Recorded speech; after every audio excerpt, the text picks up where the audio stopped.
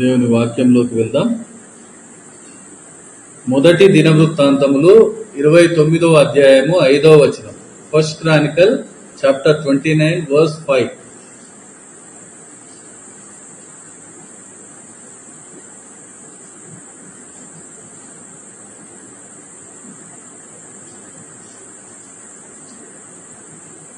ఈ దినమున యెహోవాకు ప్రతిష్ఠితముగా మనఃపూర్వకంగా ఇచ్చు వారెవరైనా మీలో ఉన్నారా? మొదటి దినవృత్తాంతములు 29:5. First Chronicle 29:5.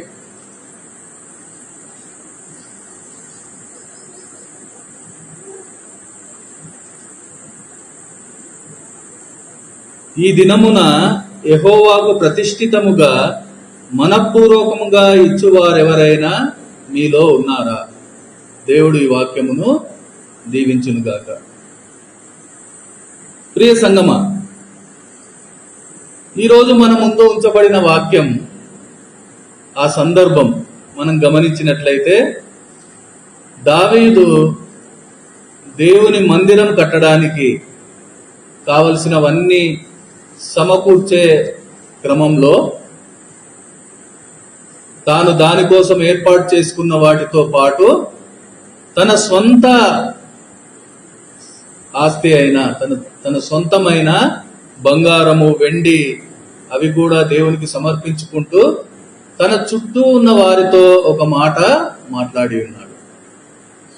అదే ఈరోజు దేవుడు మన ముందుంచి ఉన్న మాట. ఈ దినమున యెహోవాకు ప్రతిష్ఠితముగా మనఃపూర్వకంగా ఇచ్చువారెవరైనా మీలో ఉన్నారా? దావీదు ఆ మాట మాట్లాడినప్పుడు ఆ మాట విని అక్కడ ఉన్నవారు కూడా తమకు దేవుడు అనుగ్రహించిన దానిలో, తమకు కలిగిన దానిలో నుండి దేవుని మందిరము నిమిత్తము బంగారము, వెండి మనస్ఫూర్తిగా సమర్పించిన పరిస్థితి మనకు అక్కడ కనబడుతూ ఉంది. ఆ పని అంతటిని బట్టి అక్కడ ఎంతో సంతోషం మనం చూస్తూ ఉన్నాం. అలాగే వాళ్ళు సంతోషం నిండిన హృదయంతో దేవుణ్ణి స్తుతిస్తూ ఆరాధించిన విధానం కూడా మనం ఆ తరువాతి వచనాల్లో చూస్తాం. ఈరోజు ఆయనను స్తుతించి ఆరాధించడానికి సిద్ధపడుతున్న మన ముందర వారి సిద్ధపాటును, అంటే అందరూ తమకు కలిగిన వెండి బంగారములను దేవుని మందిరం కొరకు ఎలాగైతే మనస్ఫూర్తిగా ఇచ్చారో ఆ ఇవ్వడం, అది ఎంత సంతోషానికి కారణమైంది. ఆ సంతోషం నుంచి దేవుణ్ణి వాళ్ళు ఆరాధించుటకు, ఆయనను మహిమపరచుటకు ఆ పని ఎటువంటి కారకముగా నిలిచింది. వారి పరిచర్యను గుర్తు చేస్తూ ఈరోజు ఆయన ముందర కూడిన మనందరితో ప్రభు అయిన యేసు మనతో మాట్లాడుతూ ఉన్నారు. ప్రతి ఒక్కరితో మాట్లాడుతూ ఉన్నారు. యెహోవాకు ప్రతిష్ఠితముగా మనఃపూర్వకంగా ఇచ్చు వారెవరైనా మీలో ఉన్నారా? ఈ ప్రశ్నకు సమాధానం చెప్పవలసిన వారమై ఉన్నాం. ఎందుకంటే ఈ సమాధానమే ఈరోజు మన సిద్ధపాటు. మనందరినీ ఆయనను ఆరాధించడానికి సిద్ధపరిచే క్రమంలో వాక్యం ఈరోజు మనల్ని ప్రశ్నిస్తూ ఉంది.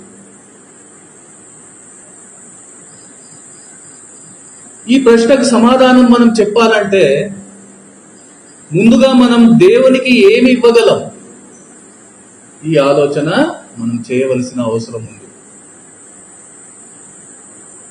మనం దేవునికి ఏమి ఇవ్వగలం అనగానే సమస్తం సృష్టించిన గొప్ప దేవునికి మనమేమి ఇవ్వగలం అనే ఒక మాట మనం మనసులో వస్తుంది. అంతా ఆయనదే, ఆయన అనుగ్రహించినదే.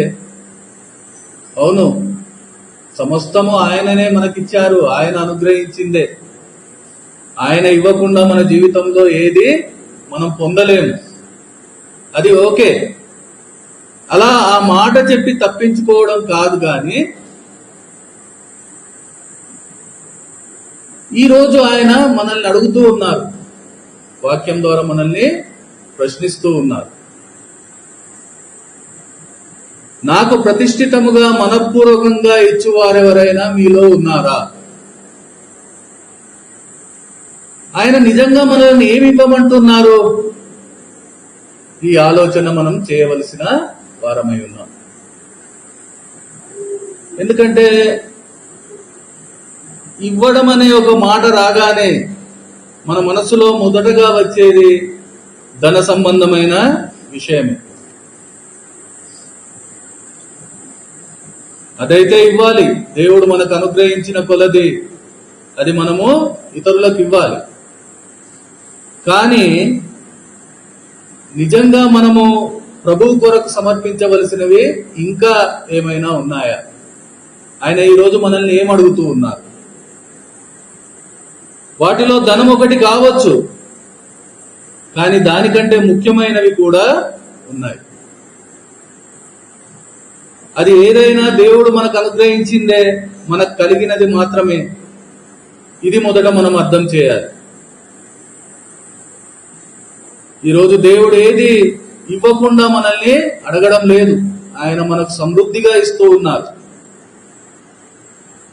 వాటి గురించి మనం వాక్యం ద్వారా తెలుసుకుందాం. ఒక 6 విషయాలు దేవుడు మన ముందు ఉంచుతూ ఉన్నారు. మొదటగా మనం చూస్తే సామెతల గ్రంథము 23:26, ప్రోవర్బ్స్ 23:26. ఇక్కడ మనం చూస్తే, నా కుమారుడా నీ హృదయమును నాకిమ్ము. దేవుడు ఈరోజు ఏమడుగుతూ ఉన్నారు మనల్ని? ఆయన మన యుద్ధ నుండి కోరుకునేది మన హృదయం. ఆ హృదయం నాకు ఇచ్చేవారు మీలో ఉన్నారా అని అడుగుతూ ఉన్నారు ఆయన. అంటే ఇంకా ఆయనకు మన హృదయాన్ని అప్పగించలేని పరిస్థితుల్లోనే మనం ఉంటున్నామేమో.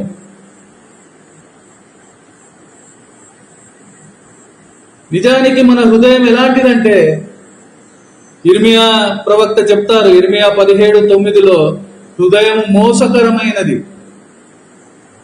అలాగే ప్రసంగి గ్రంథకర్త సొలొమోను చెప్తారు, ప్రసంగి 9:3, అందరికీ ఒకటే గతి సంభవించును, సూర్యుని క్రింద జరుగు వాటన్నింటిలో ఇది బహు దుఃఖకరము, మరియు నరుల హృదయము చెడుతనముతో నిండి ఉన్నది, వారు బ్రతుకు కాలమంతయు వారి హృదయమందు వెర్రితనముండును.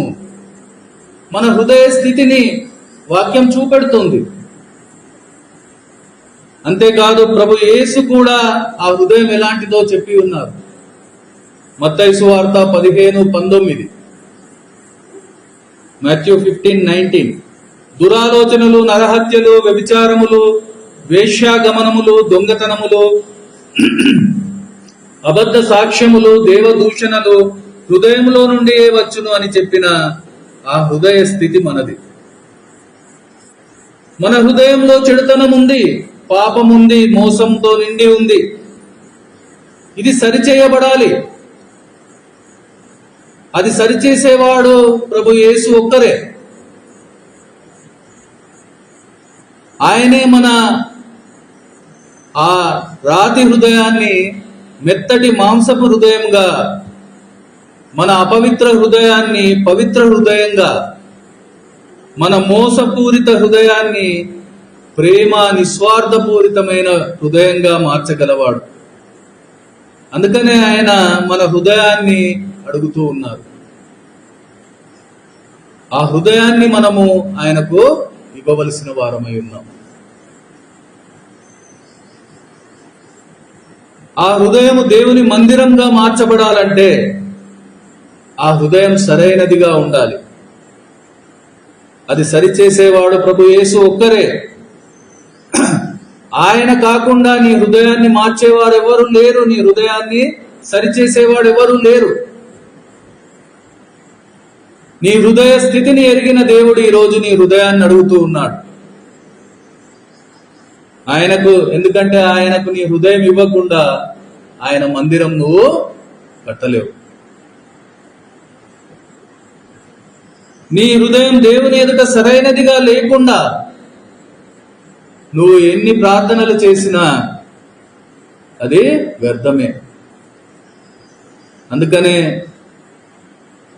ఆ ప్రతిష్ఠితమైన హృదయం ఇచ్చేవాళ్ళు మీలో ఉన్నారా అని ఈరోజు ఆయన మనల్ని అడుగుతూ ఉన్నారు. అలాగే రెండవదిగా మనం చూస్తే రోమా 12:1, రోమన్స్ 12:1. కాబట్టి సహోదరులారా, పరిశుద్ధమును దేవునికి అనుకూలమునైన సజీవ యాగముగా మీ శరీరములను ఆయనకు సమర్పించుకొనుడి.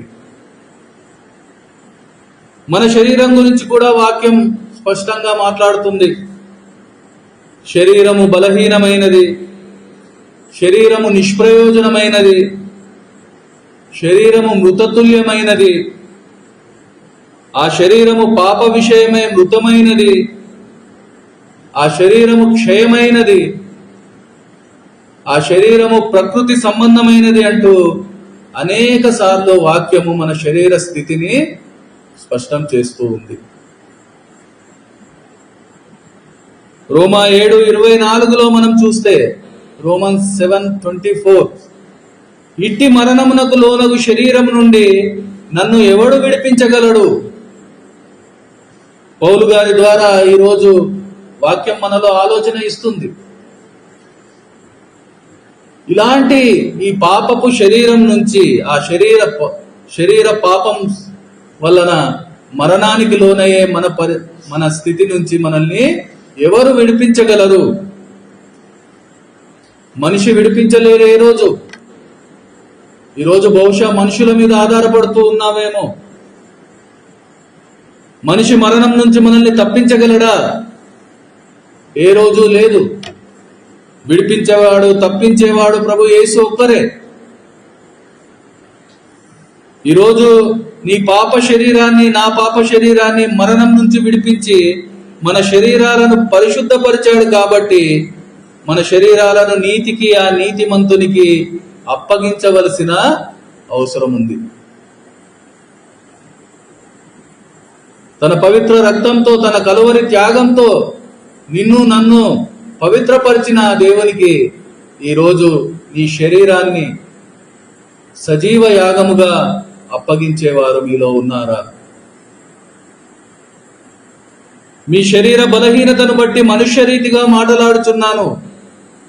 ఏమనగా, అక్రమం చేయుటకై అపవిత్రతకును అక్రమమునకును మీ అవయవములను దాసులుగా ఎలాగో అప్పగించితిరో, అలాగే పరిశుద్ధత కలుగుటకై ఇప్పుడు మీ అవయవములను నీతికి దాసులుగా అప్పగించండి అని వాక్యం చెబుతూ ఉంది. అవును, ఒకరోజు దేవుణ్ణి తెలియని పరిస్థితుల్లో, పాపంలో మీరు ఎలా ఉన్నారు? అక్రమం చేయుటకై అపవిత్రతకు మీ అవయవములను, మీ శరీరాలని దాసులుగా ఎలాగైతే అప్పగించారో, ఈరోజు పరిశుద్ధత కలుగుటకై నీతికి దాసులుగా ప్రభు యేసుకు మన శరీరాన్ని మనం అప్పగించవలసిన వారమై ఉన్నాం. మునుపు మన యొక్క శరీరమును మన పాపమునకు, అక్రమమునకు, అన్యాయానికి అప్పగించి ఉన్నాం. కానీ ఈరోజు దేవుడు ఆ పాపం నుంచి మనల్ని విడిపించారు. ఆ అక్రమం నుంచి మనల్ని దారి మార్చారు. అయినా కూడా మనం ఇంకా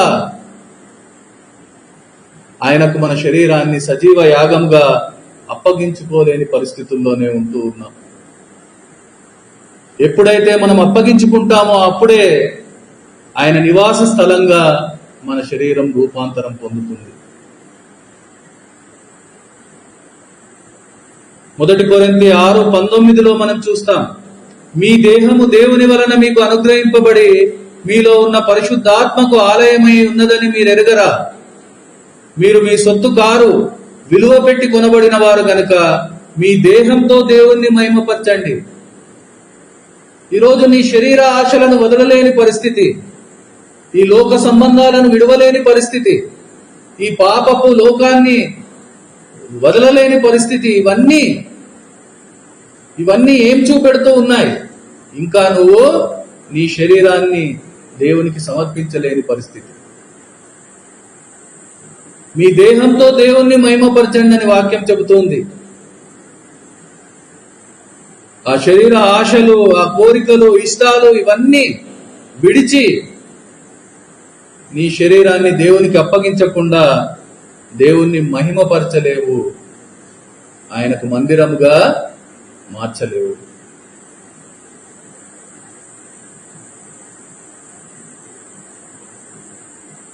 మూడవ అంశం మనం చూసినట్లయితే ఎఫెసీలకు రాసిన పత్రిక 5:15, ఎఫెషియన్స్ 5:15. దినములు చెడ్డవి గనక మీరు సమయమును పోనీయక సద్వినియోగం చేసుకొనుచు అజ్ఞానుల వలె కాక జ్ఞానుల వలె నడుచుకొనున్నట్లు జాగ్రత్తగా చూచుకొనుడి. ఇక్కడ మనం చూస్తే మన యొక్క సమయాన్ని మనం వృధా చేయకుండా ఆ సమయాన్ని దేవునికి ఇచ్చి ఈ లోకంలో మనం ఎలా బ్రతకాలో తగిన జ్ఞానాన్ని మనము పొందవలసిన వారమై ఉన్నాం. కేవలం ఆదివారం ఆరాధన సమయంలో ఉంటే కాదు, సోమవారం నుంచి శనివారం వరకు ఉన్న అన్ని దినాల్లో మనం మన సమయాన్ని దేవునితో ఎలా గడుపుతూ ఉన్నాం, మనకు అనుగ్రహించబడిన సమయాన్ని ఎలా దేవునికి ఇవ్వగలుగుతూ ఉన్నాం, ఎలా ఆయనతో సహవాసం చేస్తూ ఉన్నాం. అందుకనే దేవుడు ఈరోజు అడుగుతూ ఉన్నారు, మీకు అనుగ్రహించబడిన సమయంలో ఆ ప్రతిష్ఠితమైన దాని సమయాన్ని నాకు ఇచ్చేవారు ఎవరైనా మీలో ఉన్నారా? దేవునికి ఇచ్చే సమయాన్ని మనం దొంగిలించకూడదు. కీర్తనకారుడు అంటూ ఉన్నారు, నీ న్యాయ విధులను బట్టి దినమునకు 7 మారులు నేను నిన్ను స్తుతించుచున్నాను. దానియేలు మాటలు మనం చూస్తే దానియేలు 6:10, దానియేలు 6:10. ఇట్టి శాసనం సంతకం చేయబడనని దానియేలు తెలుసుకొనినను అతడు తన ఇంటికి వెళ్లి యథాప్రకారముగా అనుదినము 3 మారు మోకాల్లోని తన ఇంటి పైగది కిటికీలు యెరూషలేము తట్టునకు తెరవబడి ఉండగా తన దేవునికి ప్రార్థన చేయుచు ఆయనను స్తుతించుచూ వచ్చెను. ఎన్నో ఎన్నో అనుభవాలు, ఎన్నో సాక్ష్యాలు. దానియేలు అయితేనేమి, దావీదు అయితేనేమి, ఎన్నో ప్రతికూలతల మధ్య వాళ్ళు దేవునితో సమయం గడపడానికి వాళ్ళు తహతహలాడిన పరిస్థితిని మనం చూస్తూ ఉన్నాం. మరణానికి కూడా భయపడకుండా, శిక్షలకు కూడా తల ఒగ్గకుండా దేవునితో ప్రతికూల పరిస్థితుల్లో కూడా సమయం గడిపే ఆ మనసును మనం అర్థం చేయాలి. ఈరోజు మనకి ఏ అడ్డంకి లేదు, ఎవరు ఆపేవాళ్ళు లేరు. అయినా కూడా మనం ఈరోజు ఆయనతో, ఆయన ఇచ్చిన సమయాన్ని ఆయన కోసం ఎంతవరకు వాడుతూ ఉన్నాం?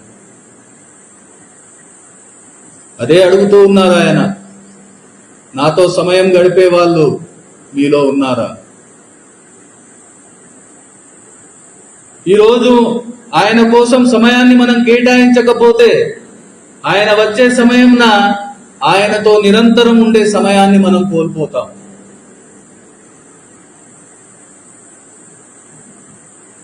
ఇది మనం ఆలోచన చేయాల్సిన అవసరం ఉంది. ఎందుకంటే ఈరోజు మనం సమయాన్ని ఎంత దుర్వినియోగం చేస్తూ ఉన్నాం, ఎటువంటి వాటికి మనం వాడుతూ ఉన్నాం, ఒకసారి మనము ఆలోచన చేయాల్సిన అవసరం ఉంది.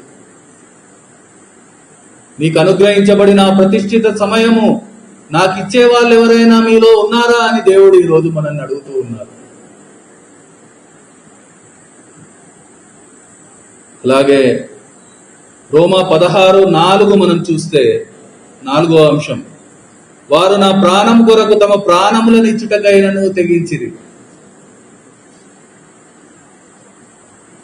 అకుల ప్రిస్కిల్లా గురించి చెప్పబడిన మాట, వారు తమ యొక్క ప్రాణమును ప్రభువు పరిచర్య కొరకు తమ ప్రాణములను, తమ జీవితాన్ని ఇచ్చుటకు తెగించారని పౌలు గారు సాక్ష్యం చెప్తూ ఉన్నారు వారి గురించి. దేవుని యొక్క సువార్త వ్యాప్తి చెందించుటలో పౌలు గారితో కలిసి సువార్తను ప్రకటించుటకు అనేక శ్రమలు, ఇబ్బందులు ఎదురైనను, భయంకరమైన వంటి హింసలు ఎదురైనను వాటన్నింటికీ ఎదురు నిలిచి సువార్తను విస్తరింపజేసినటువంటి ఆ దంపతుల గురించి పౌలు గారు సాక్ష్యం ఇస్తూ ఉన్నారు. వారి గురించి చెప్పబడుతూ ఉంది, తమ యొక్క జీవితాన్ని ప్రభువుకు అర్పించుట కొరకు వారు తెగించారు. ఆ తెగింపు ఈరోజు మనలో ఉందా?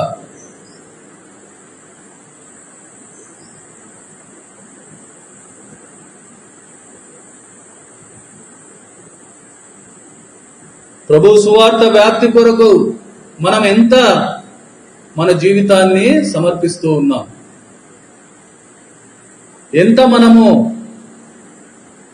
సేవకుల కోసం, పరిచర్య కోసం సహకరిస్తూ ఉన్నాం, ఎంత కష్టపడుతూ ఉన్నాం ప్రభు సువార్త వ్యాప్తి కోసం, ప్రభు ఇచ్చిన పనిని చేయడం కోసం. ఒకసారి మనము ఆలోచన చేయాల్సిన అవసరం ఉంది.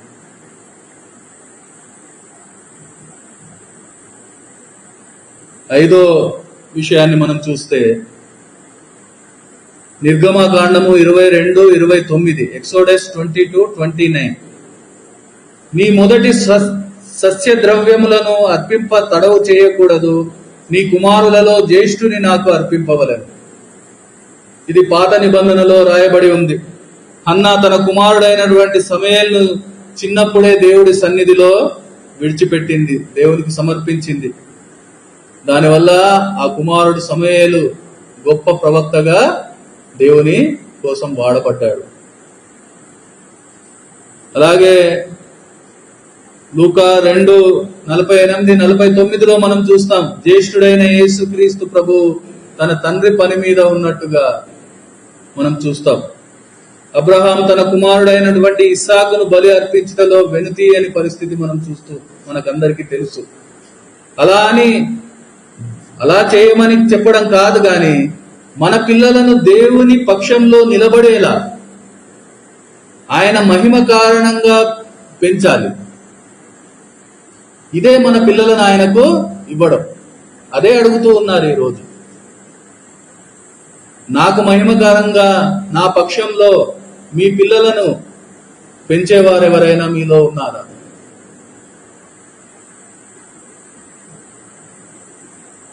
దేవుని మందిరంలో జరిగే పరిచర్య లేదా పనుల కొరకు నీ పిల్లలు వాడబడుతూ ఉన్నారా? దేవుని సేవలో చేసే మనసు వారికి ఉందా?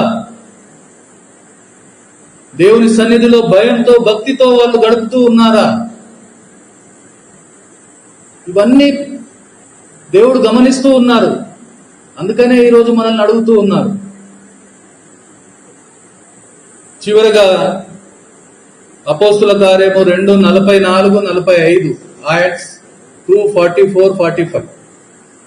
విశ్వసించిన వారందరూ ఏకముగా కూడి తమకు కలిగినదంతయు సమిష్టిగా ఉంచుకొనిరి. ఇదియు కాక వారు తమ చరస్థిరాస్తులను అమ్మి అందరికీ వారి వారి అక్కల కొరది పంచిపెట్టిరి. ఇది మనందరికీ తెలిసిన విషయం. ఆదిమ సంఘంలో ఆ రోజు ఉండే సంఘం ఏం చేసింది? వారికి ఉండే సమస్తాన్ని దేవునికి అర్పించింది. అక్కరలో ఉన్న వాళ్ళ కోసం అది వాడిన పరిస్థితి.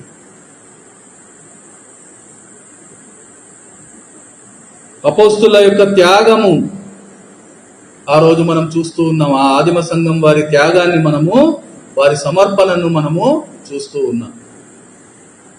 అలాగే అపోస్తుల కార్యము 5వ అధ్యాయం 1-10 వరకు మనం ఒక పరిస్థితిని చూస్తాము. అననీయ, సప్పీరాలు వాళ్ళు కూడా ప్రభువుకు వారి యొక్క ధనాన్ని ఇవ్వాలనే ఆశ వారిలో ఉన్నప్పటికీ దేవుణ్ణి, సేవకుణ్ణి మోసం చేసి ఆ శిక్షకు పాత్రమైన పరిస్థితిని, శాపానికి గురైన పరిస్థితిని కూడా మనము జ్ఞాపకం చేసుకోవాలి. ఎందుకంటే ఈరోజు బహుశా అలాంటి పరిస్థితుల్లోనే మనం ఉంటున్నామేమో. ఈరోజు మనం ఎలా ఇస్తూ ఉన్నాము ఆలోచన చేయవలసిన అవసరం ఉంది. నువ్వు ఇవ్వకపోయినా నిన్నెవరు బలవంతం చేయరు, కానీ ఇచ్చింది మాత్రం హృదయపూర్వకంగా, ఇష్టంతో దేవునికి ఇస్తున్నావా? ఇది ఈరోజు మనం ఆలోచన చేయాల్సిన అవసరం ఉంది. అలా ఇచ్చే వారెవరైనా మీలో ఉన్నారా? దేవుడు అదే మనల్ని అడుగుతూ ఉన్నాడు. చివరగా ఒక్క మాట, ఈ ఇవ్వడం ఎంత ముఖ్యమో ఇచ్చే విధానం కూడా అంతే ముఖ్యం, అంతకంటే ముఖ్యం. అది మర్చిపోవద్దు మనం. అందుకనే ఎలా ఇవ్వాలి అనేది అనేక సార్లు దేవుడు వాక్యంలో మనతో మాట్లాడారు. వాటన్నిటి సారాంశాన్ని మనం చూస్తే ఇచ్చేవాడు పరిశుద్ధంగా ఇవ్వాలి. ఇచ్చేవాడు మనఃపూర్వకంగా ఇవ్వాలి. ఇచ్చేవాడు సామర్థ్యం కంటే ఎక్కువగా ఇవ్వాలి. ఇచ్చేవాడు పిసినితనంగా ఇవ్వకూడదు. ధారాళంగా ఇవ్వాలి, సమృద్ధిగా ఇవ్వాలి, సనుగు కొనకుండా ఇవ్వాలి, బలవంతంగా కాకుండా ఇవ్వాలి, ఉత్సాహంగా ఇవ్వాలి, హృదయంలో నిశ్చయించుకున్న ప్రకారం ఇవ్వాలి. ఇలా ఎన్నో రకాలుగా దేవుడు ఎలా ఇవ్వాలి అనేది వాక్యం ద్వారా అనేక సార్లు మనతో మాట్లాడి ఉన్నారు. ఇక్కడ మనం ఒక విషయం అర్థం చేయాలి. ఏమి ఇవ్వాలి అని చెప్పేది 6 మాటలు అయితే ఇచ్చే విధానం గురించి 10కి పైగా మాటలు మనం చూస్తూ ఉన్నాం. అంటే మనం ఏమి ఇస్తున్నాం అనేది దేవునికి ముఖ్యం కాదు, ఎలా ఇస్తూ ఉన్నాం అనేది ఆయన గమనిస్తూ ఉన్నారు. అందుకే అలా ఇవ్వగలిగే వారు మీలో ఉన్నారా? అదే నాకు ప్రతిష్ఠితమైనది, అదే నన్ను సంతోషపెట్టేది, అదే నన్ను మహిమపరిచేది, అదే నన్ను ఆరాధించేది. అలా నాకు ప్రతిష్ఠితముగా మనఃపూర్వకంగా ఇచ్చువారు మీలో ఎవరైనా ఉన్నారా అని ఆయన ఈరోజు మనల్ని అడుగుతూ ఉన్నారు. ఆయనను ఆరాధించడానికి సిద్ధపడుతున్న మనం ఆ ప్రశ్నకు సమాధానం చెప్పవలసిన వారమై ఉన్నాం. ఆ ప్రశ్నకు సమాధానం చెప్పలేని పరిస్థితుల్లో మనకు సమాధానం ఉండదు. ఆ సమాధానం లేకుండా మనం ఆయనను ఆరాధించలేము. మన